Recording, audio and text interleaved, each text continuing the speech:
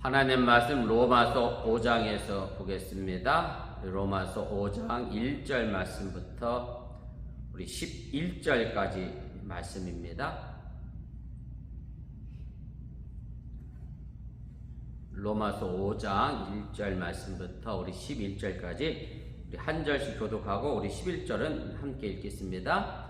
그러므로 우리가 믿음으로 의롭다 하심을 받았으니 우리 주 예수 그리스도로 말미암아 하나님과 화평을 누리자. 또한 그로 말미암아 우리가 믿음으로 서 있는 이 은혜에 들어감을 얻었으며 하나님의 영광을 바라고 즐거워하느니라.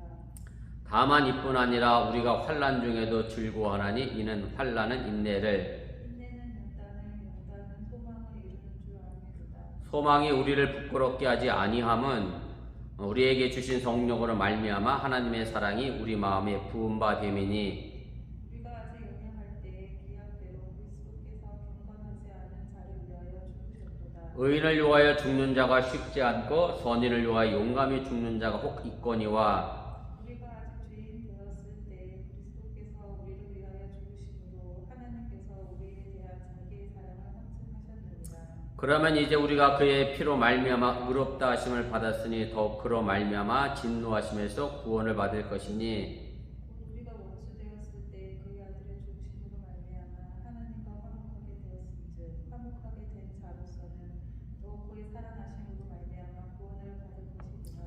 그뿐 아니라 이제 우리로 화목하게 하신 우리 주 예수 그리스도로 말미암아 하나님 안에서 또한 즐거워하느니라. 아멘. 예, 오늘은 13번째 시간입니다. 칭의의 내용과 결과라고 하는 얘기고요. 칭의라고 하는 말을 그냥 좀 쉽게 풀어 쓰면 우리가 이제 죄인에서 의롭게 되었다라는 말이고요. 그래서 칭의라는 말 자체가 의인으로 이제 인정받았다라고 하는 그런 개념을 가지고 있습니다.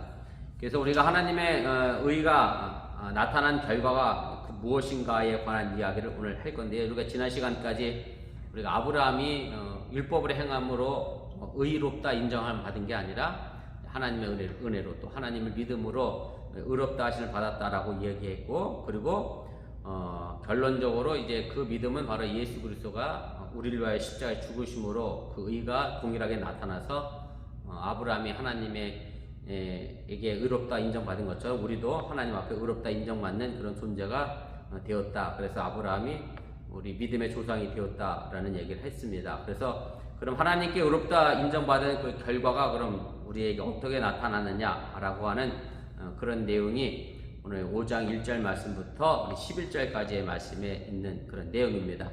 우리 본문계요 보도록 하겠습니다. 그래서 사도 바울이 이제까지 이제 하나님의 의가 무엇이었고 또 유대인들과 이방인들이 모두 죄를 졌기 때문에 하나님 앞에 이제 심판을 받을 수밖에 없었다라고 하는 그런 부분에 대한 이야기를 했고, 또 그리스도의 신앙을 통해서 우리가 의롭게 인정받았다라고 이야기를 했고요. 그리고 이 문단에 이제 와서 그럼 의롭게 인정된 그런 구체적인 결과와 그 내용이 무엇인가에 대하여 사도 바울이 언급을 하게 됩니다. 그래서 2번부터 이제 7번까지가 오늘 본문만의 말씀을 요약해 내용이 놓은 건데요. 한번 보시면 좋겠습니다. 그래서 우리 그리스도를 통해서 의롭게 된 우리 기독교인들이 가장 먼저 나타나는 그 유익이 뭐냐, 그 결과가 뭐냐면 하나님과 이제 화해했다, 화평을 맞이하게 됐다라고 하는 그런 얘기입니다. 쉽게 말씀드리면 싸웠다가 이제 화해했다라고 하는 개념으로 우리가 생각해 보면 되고요. 물론 이것이 쉽게 그렇게 얘기하는 거고, 사도 바울이 표현하고 싶은 것은 이제 법적 용어로 이야기하는 겁니다. 그냥 단순하게 말하는 그런 의미가 아니라 어떤 법적인 효력을 갖고 있는 그런 의미로서, 쉽게 말씀드리면 이제 재판장에서 죄인으로 재판을 받고 있다가 이제 재판관이 이 사람 재판해 보니까 죄가 아니었네 라고 의인으로 인정해 주면서 이제 재판관의 그 판결 때문에 이제 양자 간에 이제 긴장이 해소되는 것처럼 하나님의 은혜로 말미암아 사람과 하나님과 관계성 속에서 막혀있던 것들이 이제 죄로 인하여 막혀있던 것들이 이제 하나님께로 열려져서 이제 화평으로 나아가게 됐다라고 하는 얘기입니다.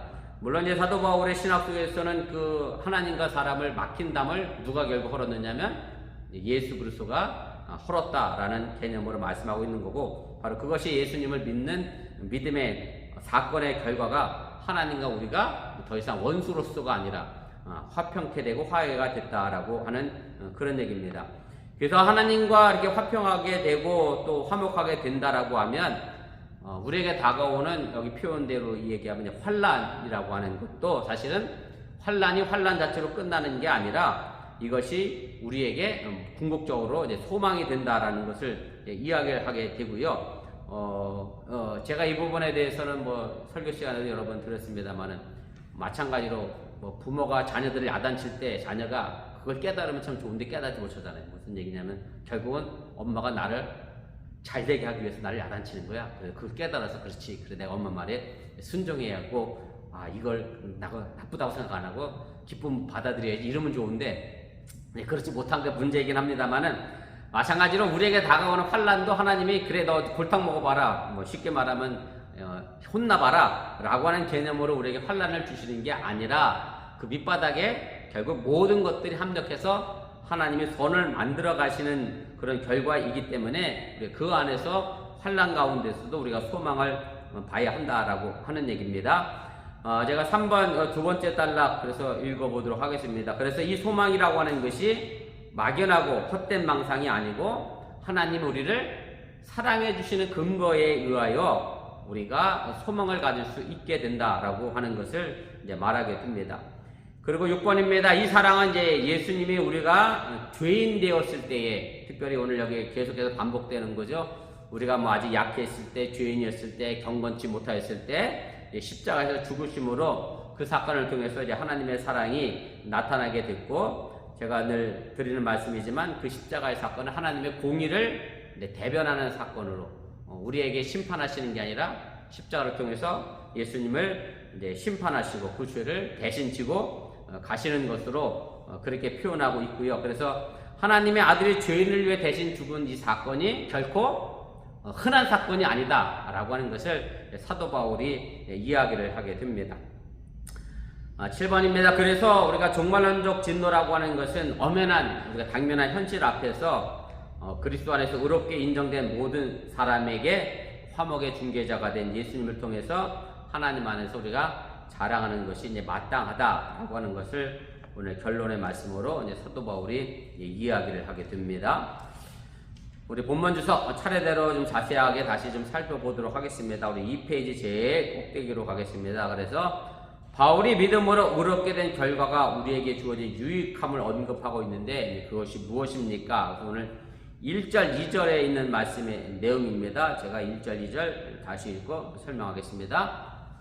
그러므로 우리가 믿음으로 의롭다 하심을 받았으니 우리 주 예수 그리스도로 말미암아 하나님과 화평을 누리자. 이것이 이제 첫 번째 유익이고요. 두 번째 유익은 또한 그로 말미암아 우리가 믿음으로 서 있는 이 은혜에 들어감을 얻었으며 하나님의 영광을 바라고 즐거워하느니라. 그래서 의롭게 된 결과가 하나님과 화평을 누렸다라고 하는 그 첫 번째 유익과 두 번째는 하나님의 영광을 바라보면서 우리가 이 땅에서 즐거워해야 한다라고 하는 것이 사도 바울이 말하고 있는 그런 내용입니다. 차례대로 보겠습니다. 그래서 그러므로라고 하는 말로 이제 시작을 하게 되는데 이제 4장까지의 내용을 이제 종결하면서 마지막 결론을 유도하는 그런 접속사이고요. 그래서 우리가 4장까지의 내용을 정리한다 보면 이런 얘기죠. 결국 율법으로는 아니고 행함도 아니고 믿음으로 의롭다 하심을 우리가 얻은 것이다 라고 이야기를 하게 되고 그래서 여기서 오늘 사도 바울이 의롭게 됐다라고 하는 이 표현을 처음으로 이제 과거 시제로 사용합니다. 이미 과거에 한번 일어난 끝난 사건이라고 하는 것을 이제 분명하게 이야기하기 위하여 이제 과거 시제로 이제 사용하게 되고 그래서 하나님의 이 사역이 예수님을 통해서 한 번에 이루어진 그리고 완벽하게 이루어진 완결된 사건임을 이야기를 하게 됩니다. 그래서 예전에 구약 시대의 제사는 하고 또 하고 또 하고 또 하고 했지만 우리상 더 이상 그런 방식을 계속해서 해나가는 것이 아니다라고 하는 얘기고 예수님께서 마지막 그 만찬하기에 앞서서 성만찬 하시기에 앞서서 최후의 만찬 하시기에 앞서서 제자들의 발을 씻겨주시는 사건이 있는데 발을 씻겨주시니까 베드로가 아유 선생님이 어떻게 우리의 발을 씻깁니까? 그러니까 저는 안 하겠습니다. 그랬더니 예수님께서 이제 그럼 너랑 나랑 아무 상관이 없는 사람이 된다. 그랬더니 베드로가 뭐라고 얘기했냐면 그럼 발뿐만 아니라 저를 목욕시켜달라고 그랬어요. 그랬더니 예수님이 그때 베드로에게 하는 얘기가 뭐냐면 이미 죄사함을 받은 사람은 뭐만 하면 된다 그랬냐면 발만 씻으면 된다라는 말로 얘기를 해주셨는데 사실 마찬가지입니다. 우리가 예수 믿었다 그래서 내가 계속해서 죄를 짓지 않는 것은 아닙니다. 다만 우리도 죄를 짓는데 뭐만 하면 되느냐면 목욕한 사람은 그렇죠? 발만 씻으면 되잖아요. 그 마찬가지로 우리가 내가 짓는 죄에 대해서 우리가 회개만 하면 되는 거지 더 이상 어떤 내가 죄인 되었다가 의인 된 것이 바뀌고 변벽돼서 왔다 갔다 하는 것은 결코 아니다라고 하는 것을 사도 바울이 이야기를 하게 됩니다. 2번입니다. 그래서 첫째 유익함은 이제 화평이라고 이야기를 하게 되고요. 화평 혹은 뭐 평화라는 말로 우리가 번역을 하게 되는 헬라어 단어가 거기 에이레네라고 하는 단어인데 그래서 뭐 헬라 시대의 문화적 맥락에서 보면 전쟁이 없는 상태를 가지고 화평과 평화라는 단어로 에이레네라는 단어로 설명하게 되고 또 일반적인 의미에서는 이제 죄의 용서함을 받아서 마음의 평안한 상태 혹은 심리적인 상태를 의미하기도 합니다. 그런데 오늘 여기서 얘기하는 것은 그냥 단순하게 전쟁이 없고 마음속에 죄가 없어서 평안하고 화평한 상태를 의미하는 것은 아니고요. 하나님과의 관계성 속에서 이제 우리에게 주어지는 그런 화평과 평화를 의미하는 겁니다. 제가 3번 내용 그대로 한번 읽어보겠습니다. 보시면 좋겠습니다. 본문의 전후 맥락에 비추어 하나님과 사람 사이의 죄악의 장벽이 이제 허물어지고 그 거리낌이 제거된 이제 소통의 관계, 즉 화해와 화목의 상태를 우리가 이제 가리키게 되는 것이고 화평은 사실 예수 믿는 사람들의 삶의 가장 중요한 표식이라고 하는 얘기고요. 그래서 일반적인 마음의 평안을 의미하는 것이 아니라 하나님의 관계에서만 경험할 수 있는 그런 문제라고 하는 것을 우리가 기억할 필요가 있습니다. 그래서 하나님 앞에 의롭다함을 얻은 자에게만 하나님과의 화평의 관계가 시작된다라고 하는 얘기고 죄의 마음에서 벗어날 수 있다라고 하는 그런 얘기입니다. 그래서 아주 뭐 성경 구절의 말씀을 빌리자고 하면 하박국 선지자가 했던 그런 말씀이잖아요. 외양간에 소가 없고 또 뭐 양이 없고 포도나무에 감람나무에 열매가 없어도 나는 나를 구원하신 하나님 때문에 이제 기뻐한다 라고 하는 이 화평이 사실은 하나님과의 관계 속에서 경험할 수 있는 그런 화평의 내용이라고 하는 얘기고요. 설령 내 삶이 고달프고 힘들다 할지라도 물론 뭐 제 자신 얘기를 해서 죄송스럽습니다만은 항암을 하고 있는 상황이라 할지라도 내 마음만큼은 사실은 불안하고 염려가 아니라 하나님의 또 다른 계획이 있을 거야 라고 하는 하나님의 선하신 생각을 하면 우리가 그 안에서 불안하거나 어려운 마음은 사라지게 된다라고 하는 것 기억하시면 좋겠습니다. 그래서 세상의 환경과 의하여 지배되는 그런 관계가 아니라 하나님과의 관계성 속에서 주어지는 그런 평안이라고 하는 그런 마음의 내용입니다. 4번입니다. 그래서 이 화평의 매개자가 결국 누구냐면 예수 그리스도 십자가 사건을 이야기하게 되는 것이고 그래서 예수님께서 자신의 십자가 죽음을 통해서 이제 공의라고 하는 하나님의 심판을 이루어내시고 그리고 또 하나님께서 우리를 용서하시는 사랑의 개념도 그 십자가를 통하여 이루어내시게 된다라고 하는 얘기입니다.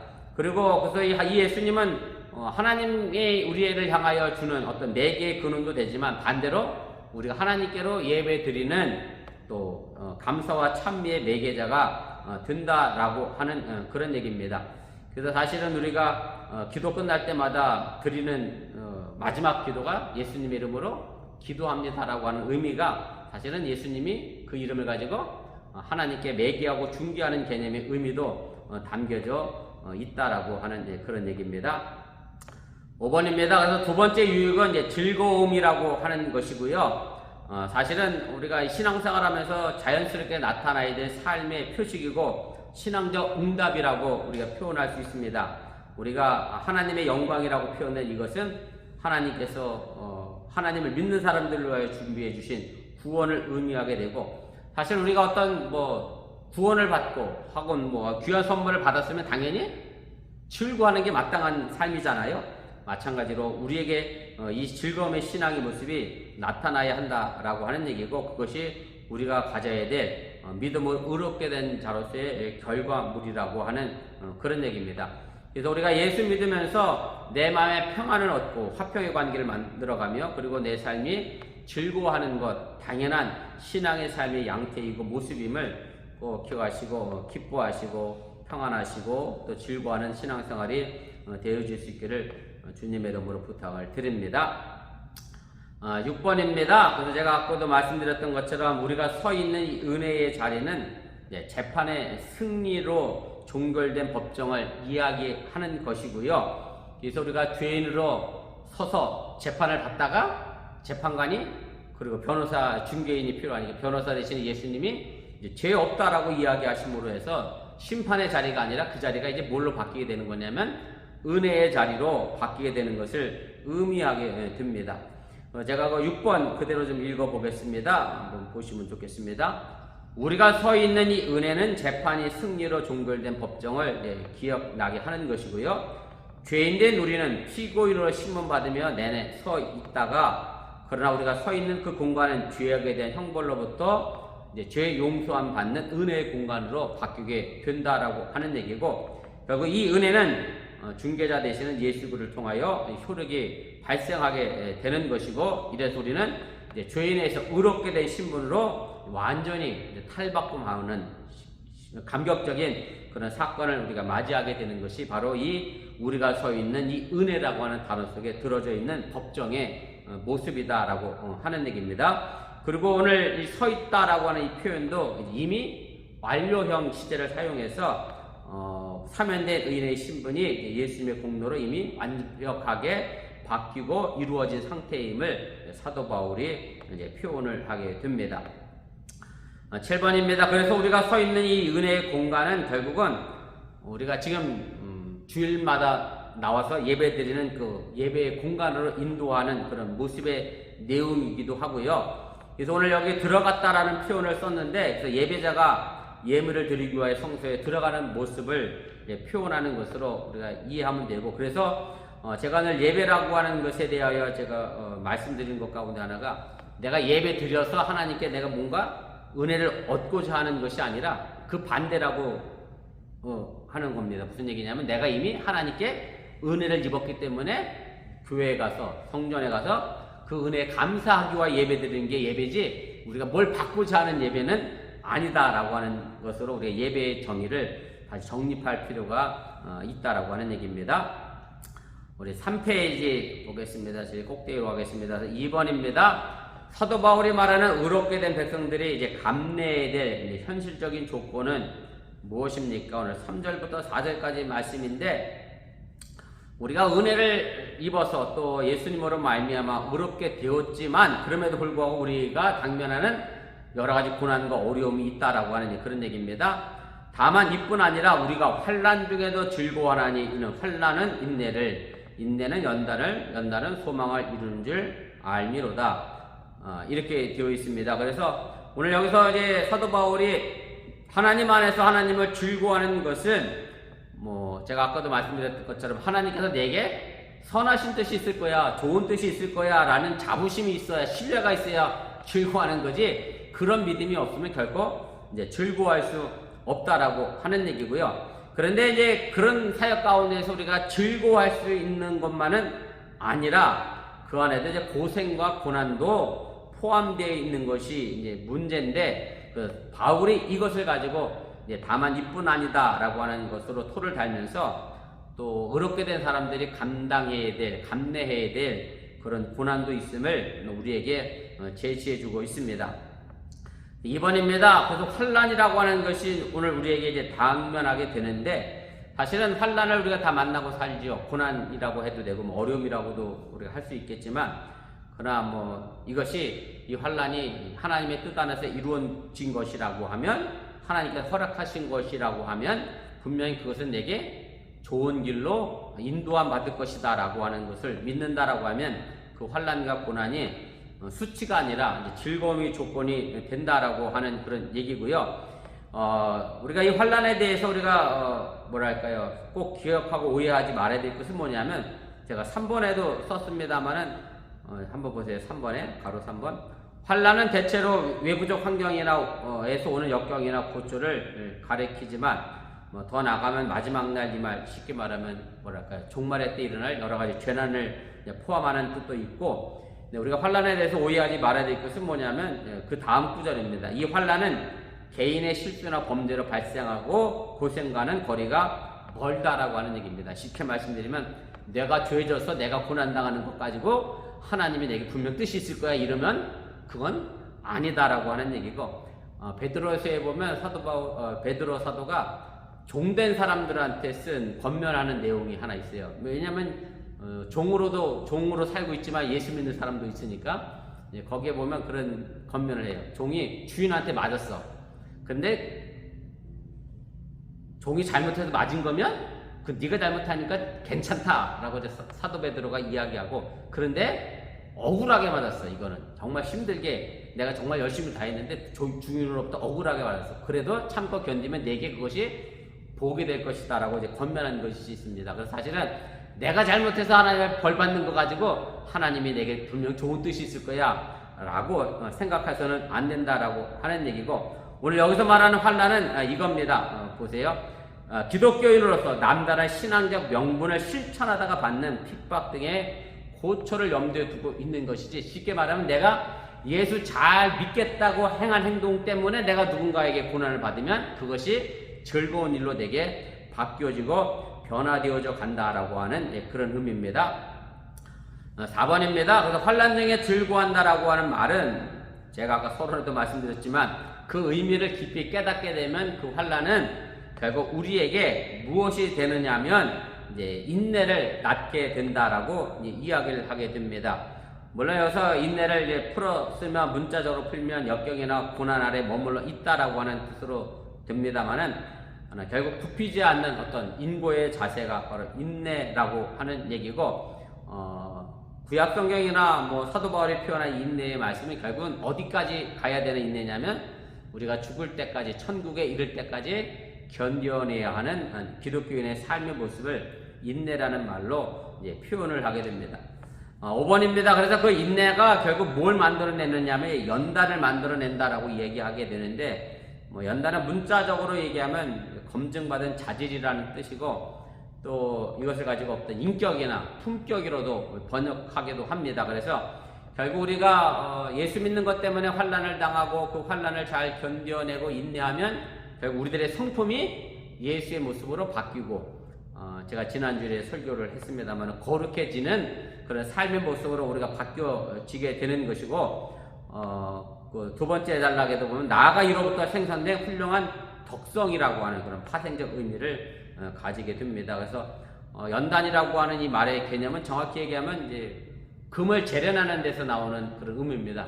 우리가 순금을 얻기 위해서 풀목불에 이제 금이 섞여 있는 함석을 녹이게 되고 그래서 불순물은 제거하고 이제 순금만 얻어내는 과정, 이것이 바로 연단이라고 하는 단어 속에 들어있는 그런 의미고, 그래서 우리가 하나님 앞에서 여러 가지 시험을 통해서 하나님 앞에 바르게 훌륭한 품격과 인격을 가진 사람으로 또 예수님의 성품을 닮아가는 사람으로 거듭나는 것을 염두에 두고 사도 바울이 이야기하고 있다라고 하는 얘기입니다. 제가 여기 욥기서에 나와 있는 그 말씀을 하나 적어놨는데 각주 5번입니다. 하단에 보면 이렇게 되어 있습니다.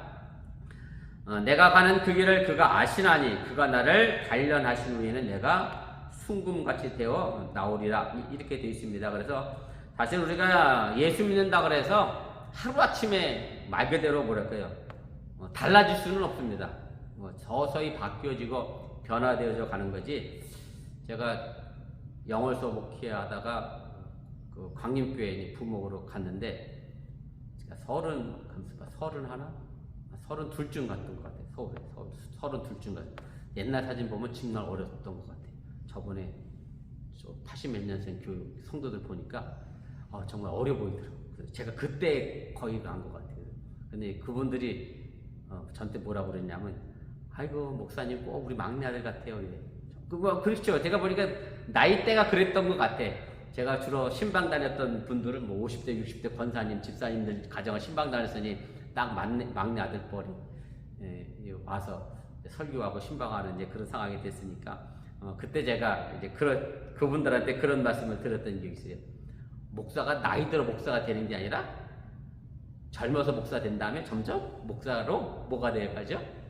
완성되어져 가는 겁니다. 그러니 이쁘게 봐주세요. 제가 뭐 그랬던 기억이 있는데, 사실 예수 믿었다 그래서 갑자기 뭐 예수님처럼 성품이 확 바뀌는 것도 아니고, 뭐 전도사 시절 거쳐서 목사 안수 받았다 그래서 갑자기 큰 그릇의 목사가 되는 것도 결코 아니고, 자꾸 부단하게 부딪히는 과정 속에서 우리가 연단되어지고 만들어져 가야 하는 그런 삶의 모습이라고 하는 그런 얘기입니다. 우리 6번입니다. 제가 읽을 테니까 한번 보세요. 환난을 연단의 기회로 삼기 위해서 전제되어야 할 것은, 제가 누누이 드린 말씀이고, 그 환난이 선한 목적을 내포한 하나님의 시험이라고 하는 믿음이 있어야 이것이 즐거움이 되는 거지, 그 믿음이 없으면 그냥 형벌이고 고난일 수밖에 없다라고 하는 얘기입니다. 인내와 연단의 끝이 파국이와 멸망이라고 하면 그 환난은 그냥 비참할 수밖에 없다라고 하는 얘기고, 다행히도 그 연단의 끝에 소망이 생긴다라고는 바울은 이야기하게 되고, 이 소망은 뭐 내 욕심을 채우기 위한 그런 소망이 아니라 인간적인 욕심의 거품이 거친 상태에서 온전히 하나님의 영광을 바라보는 그런 희망이 바로 이 소망임을 기억하시기를 바랍니다.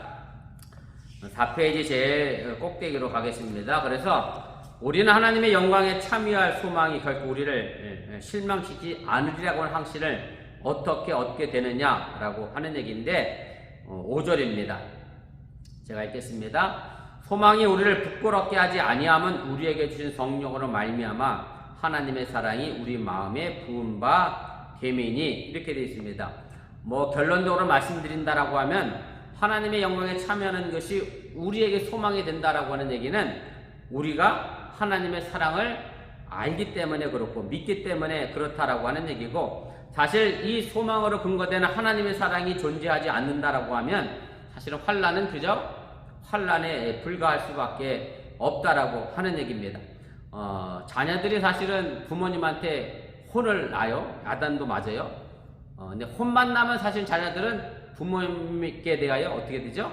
반감을 갖고 삐뚤어 나갈 수 있어요. 잘못된 성격을 가질 수 있는데, 그런데 자녀는 뭘 아느냐면, 자기를 비록 혼내도 무슨 기억이 더 크냐면 나를 사랑하는 기억이 더 크기 때문에, 그래서 잘못된 성격으로 삐뚤어 나가지 않게 된다라고 하는 얘기입니다. 그래서 우리가 하나님의 사랑을 가지고 있고 그 사랑 속에 우리가 거하고 있다라고 하면 결코 이 소망이 우리를 실망시키지 않게 된다라고 하는 그런 말씀의 내용입니다. 제가 1번부터 3번까지 차례대로 읽겠습니다. 함께 보시면 좋겠습니다. 이 소망은 이제 구현되어야 하는 이제 실상이고요. 히브리서 11장 1절에 보면 믿음은 바라는 것들의 실상이다. 그렇기 때문에 내가 소망하면 그 소망이 내 삶의 현실로 나타나야 한다라고 하는 얘기고, 그렇지 않으면 그것은 망상이나 허상에 사로잡힌 마치 자기 체면과 같은 가짜 희망이 되기 때문에 그렇습니다. 만약 이런 소망이라고 하면 그 결과는 이제 크나큰 망신이고 수치가 될 수밖에 없는데, 그러나 바울은 하나님을 향한 이 소망이 근거가 없는 게 아니라 하나님의 사랑에 근거하기 때문에 우리가 부끄러움을 당하지 않을 것이다 라고 확신을 하게 됩니다. 그리고 이 소망이 근거로 제시하고 있는 것이 이제 하나님의 사랑입니다. 쏟아붓는다라고 하는 동사는 구약 성경에서 유래한 것으로 무한한 충만감이라는 뜻을 가지고 있고, 그래서 하나님의 사랑이 우리에게 말 그대로 쏟아 부어져서 우리가 정말로 감당할 수 없을 만큼 쏟아 부어져서 압도적인 그 무게에 내가 자연스럽게 잠기는 그런 것을 의미하게 되고, 그래서 그 하나님의 사랑이 결국 우리를 하나님의 것으로 만들어 버린다라고 하는 그런 뜻이 담겨져 있습니다. 3번입니다. 그리고 이 사랑의 임재를 아는 것은 이제 성령을 통해서 가능하다라고 바울이 이야기를 하게 되고, 우리가 지난 주일에 감유의 신앙 고백 세 번째 성령에 관한 이야기를 했습니다만, 그때도 드렸던 말씀과 똑같은 겁니다. 바울에 의하면 성령은 하나님의 선물로 주어진 것이고, 또 예수님의 구원을 보증하는 일종의 도장과 같은 역할을 하는 것이고, 하나님의 사랑이 전달되는 매체로서의 기능도 성령이 하게 된다라고 하는 얘기입니다.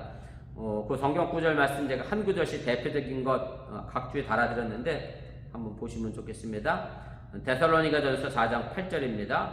그러므로 저버리는 자는 사람을 저버림이 아니요 너희에게 그의 성령을 주신 하나님을 저버림이니라. 그래서 성령은 하나님에게 우리에게 주신 선물이기 때문에 우리가 성령을 버리면 결국 모두 버리는 거냐면 하나님도 버리게 된다.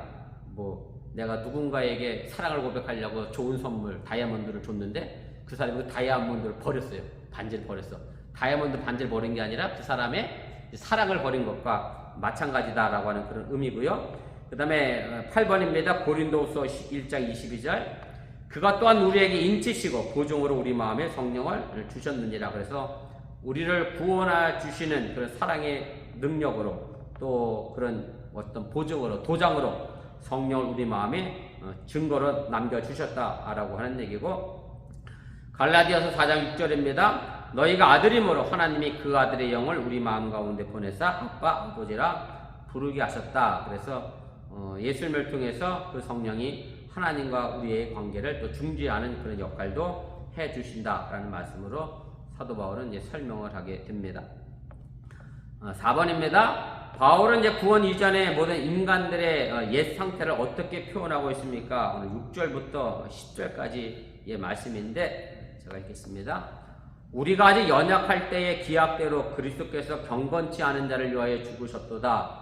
의인을 위하여 죽는 자가 쉽지 않고 선을 위하여 용감히 죽는 자 혹 있거니와 우리가 아직 죄인 되었을 때에 그리스도께서 우리를 위하여 죽으심으로 하나님께서 우리에 대한 자기의 사랑을 확증하셨느니라. 그러면 이제 우리가 그의 피로 말미암아 의롭다 하심을 받았으니 더욱 그로 말미암아 진노하심에서 구원을 받을 것이니 곧 우리가 원수 되었을 때에 그의 아들의 죽으심으로 말미암아 하나님과 화목하게 되었은즉 화목하게 된 자로서는 더욱 그의 살아나심으로 말미암아 구원을 받을 것이니라.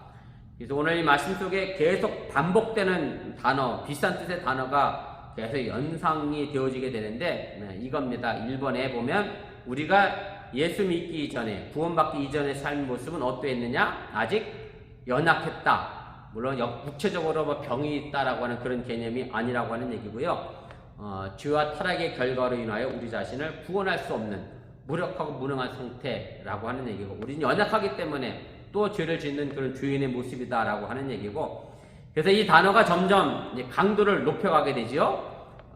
5절 6절에 보면 이 연약한 모습이 이제 경건치 않은 사람으로 이방인과 같은 모습으로 표현되어 있고, 또 5절 8절에 가면 죄인이라고 표현되어 있고, 10절에 가면 죄인도 넘어서서 하나님의 원수라는 개념으로 표현이 되어 있고, 그래서 어쨌든 구원받기 이전의 삶의 모습은 하나님과 우리는 원수의 관계였다, 화평의 관계를 이루지 못했다라는 말로 정리가 됩니다. 그러면서 그렇게 하나님과 이제 관계가 단절된 상태였었는데, 그럼 우리가 이 단절된 상태를 어떻게 우리가 다시 회복하게 되었느냐라고 하는 문제인데, 5페이지 제일 꼭대기로 가겠습니다. 오늘 6절부터 10절까지 나와 있는 내용이 계속 반복되는 게 뭐냐면 그리스도께서 우리를 위하여 죽었다는 단어입니다. 죽었다. 그래서 이 문장을 계속해서 반복하게 사용되는 것은 뭐냐면 예수님이 죽으심으로 우리가 의롭게 됐다라고 하는 것을 이야기하기 위하여 이제 말씀하고 있는 내용입니다. 제가 3번 읽겠습니다. 보세요. 그런데 이런 우리를 위해 그리스도께서 죽으셨다라고 하는 문장을 사도 바울이 반복해서 사용하고 있고요. 예수님의 죽으심과 부활은 우리의 구원을 위한 결정적이고 유일해적인 사건이라고 이미 앞서 또 말씀을 드렸습니다. 우리를 위하여 죽으신 그리스도께서 이제는 우리 가운데 살아계셔서 과거의 악의 세력을 멸하셨던 것처럼 이제 미래 당면한 모든 악의 세력과 위협들로부터 우리를 지켜내실 것이다 라고 하는 그런 믿음이 담겨져 있고, 부활하신 주님은 아무도 끊을 수 없는 하나님의 사랑 바로 그 자체이고, 결국 우리의 운명을 죄인에서 의인으로 완전히 바꿔놓은 그런 사건임을 이제 사도 바울이 이야기를 하게 됩니다. 그래서 예수님의 죽으심에 바로 하나님의 위대한 사랑이 나타났다라고 하는 것을 기억하시고, 그래서 십자가는 곧 예수님의 공의이며 사랑이라고 하는 그 사실 또 기억하시면 좋겠습니다. 그래서 이제 5번 내용인데요. 가로 5번입니다. 바울은 그리스도의 죽음에서 하나님의 사랑이 구체적으로 나타났기 때문에 그 십자가의 사랑을 우리 기독교 신앙의 근거로 본 것이고요. 이런 까닭에 바울은 성령의 임재도 곧 하나님의 사랑의 임재로 표현하고 있음을 우리가 보게 됩니다. 우리 마지막 5번입니다. 바울이 말하는 이 칭의에 의롭게 된 사람의 최종적인 결과가 무엇이냐? 오늘 11절 말씀인데 이렇게 결론을 내립니다. 그뿐 아니라 이제 우리를 화목하게 하신 우리 주 예수 그리스도로 말미암아 하나님 안에서 또한 즐거워하느니라 이렇게 표현합니다. 그래서 즐거워한다라고 하는 이 말은 감격에 겨워서 자랑한다라는 것으로 그런 의미고, 사실 이렇게 번역하는 게 더 좋은 표현인데 오늘 개역성경에는 즐거워한다라는 말로 번역을 해놨습니다. 그래서 우리가 예수님으로 말미암아 하나님과 화목을 얻었고, 또 그것 때문에 우리가 구원을 얻었고, 또 그것 때문에 당연히 하나님 안에서 우리가 즐거워하고 내가 구원받았으니 당연히 자랑하는 게 맞다라고 하는 얘기죠. 우리가 뭐 엄청나게 큰 선물을 누군가에 받으면 당연히 그 선물 많은 사람들에게 자랑하는 것과 마찬가지로 우리가 하나님으로부터 이런 구원의 선물을 받았으니 마땅히 자랑해야 한다라고 하는 것을 이야기하는 거고, 물론 이 자랑은 뭐 인간의 자랑은 배제하는 것이고 하나님의 사랑 안에서, 하나님 안에서 하는 자랑이 되어져야 한다는 것 기억하시기를 바랍니다. 이 부분에 대해서는 이미 로마서 3장 27절에 사도 바울이 이야기했잖아요.